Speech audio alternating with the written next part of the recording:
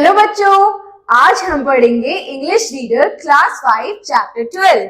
आज के चैप्टर का नाम है मर्चेंट ऑफ वेनिस, यानी वेनिस का सौदागर। Long back there lived two friends name Antonio and Bassanio in Venice. Antonio was a rich merchant who owned a fleet of ships. Basino was poor. Antonio was always ready to help him whenever he needed money. अब बहुत पहले की बात है कि दो दोस्त रहते थे, एंटोनियो और बसिनो। एंटोनियो बहुत ज्यादा रिच था और उसके पास काफी शिप्स भी थी, लेकिन वहीं जो बसिनो था वो बहुत गरीब था। लेकिन एंटोनियो हमेशा जब भी उसे जरूरत पड़ती थी उसके लिए वह उसकी मदद करने के लिए हमेशा तैयार रहता था। Bassanio fell in love with Portius, a beautiful lady. Once Bassanio went to Antonio and asked for monetary help. Unfortunately, his ship were on dock and अब एक बार की बात है, बसिनो को एक बहुत ही सुंदर लड़की से प्यार हो गया था, जिसके लिए उसने एंटोनियो से मदद मांगी कुछ पैसों की। तो उसने कहा कि अभी इसकी जो शिप्स है himself was short of money, वो इतना काम नहीं चल रहा है, जिसकी वजह से अभी उसके पास अपने पास ही पैसों की काफी कमी है। He was a true friend, so he made up his mind to borrow money and lend him. लेकिन वो उसका सच्चा दोस्त है, जिसकी वजह से उसने मन में सोचा कि मैं कुछ उधार ले लेता हूँ और अपने दोस्त को दे देता हूँ। Shylock lended the money on high interest. Shylock hated Antonio because he was in the habit of helping the people by lending money interest free. So Shylock was on the lookout for a chance to take revenge. अब जो Sherlock था उसने पैसे तो दिए, लेकिन बड़े ही ऊंचे दाम पर दिए उसे इंटरेस्ट लेने पे, क्योंकि उसे पता था एंटोनियो लोगों को बिना इंटरेस्ट के पैसे दे देता है। तो उसने उसका रिवेंज लेने के लिए उससे ज्यादा से ज्यादा इंटरेस्ट लगा के उसे पैसे दिए। Antonio asked Sherlock to lend him money. Sherlock put a bond before Antonio dead after 3 months if he failed to repay the borrowed money. But that day he would cut off a pound of his flesh from near his heart. अब Antonio ने जैसे ही Sherlock से पैसे मांगे, उसने शर्त रखी, एक एग्रीमेंट रखा कि अगर इस डेट तक उसने वो पैसे 3 महीने में वापस नहीं दिए तो वो अपने मांस का एक टुकड़ा काट के उसकी जो हाथ दिल के पास है वो उसे देगा।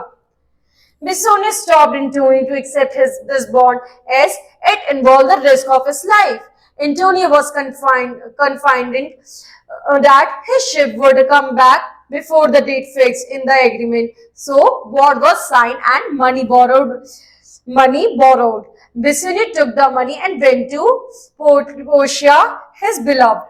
अब ऐसा करने से बसिनो ने उसे रोका भी कि इसमें उसकी जान को खतरा है, लेकिन एंटोनियो का 3 महीने में मेरी बोट वापस आ जाएगी तो मैं इसे कर लेता हूँ। तो इस तरीके से उसने लोन लिया और लोन के साथ उसको दिया, वो भी अपनी जो उससे वो शादी करना चाहता था, जिससे वो प्यार करता था, उसके पास वो पैसे लेके बसिनो चला जाता है।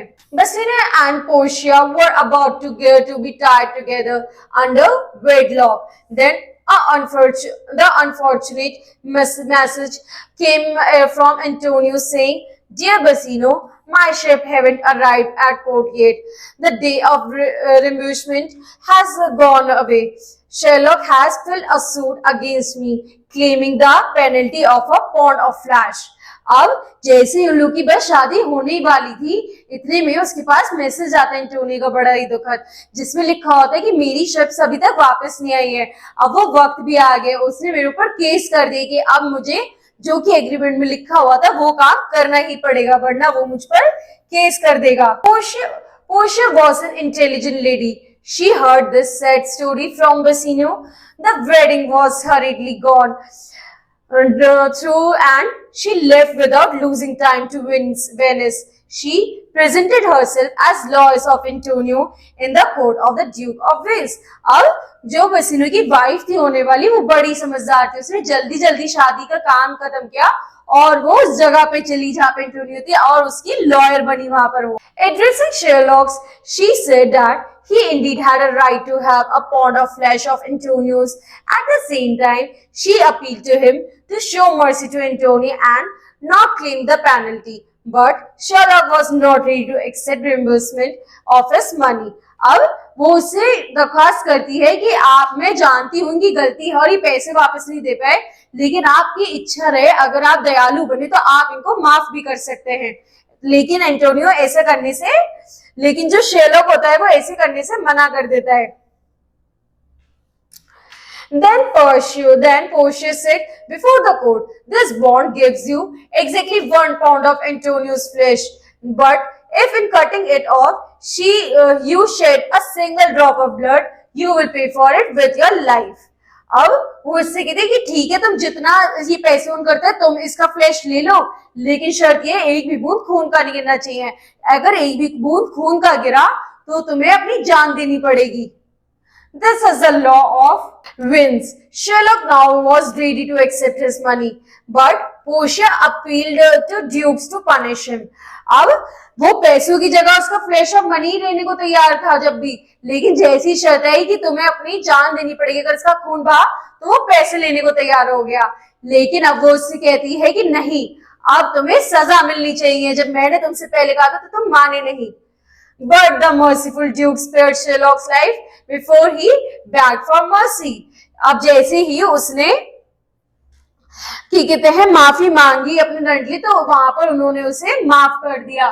मर्सिफुल ड्यूक ने उसको माफ कर दिया कि ठीक है, ऐसा नहीं करते, आपकी जान नहीं लेते हैं, बस ऐसे समझौता करके सब चीजें ठीक करा दी गई। ठीक है बच्चों, अगली क्लास में अगला चैप्टर पढ़ेंगे। Thank you.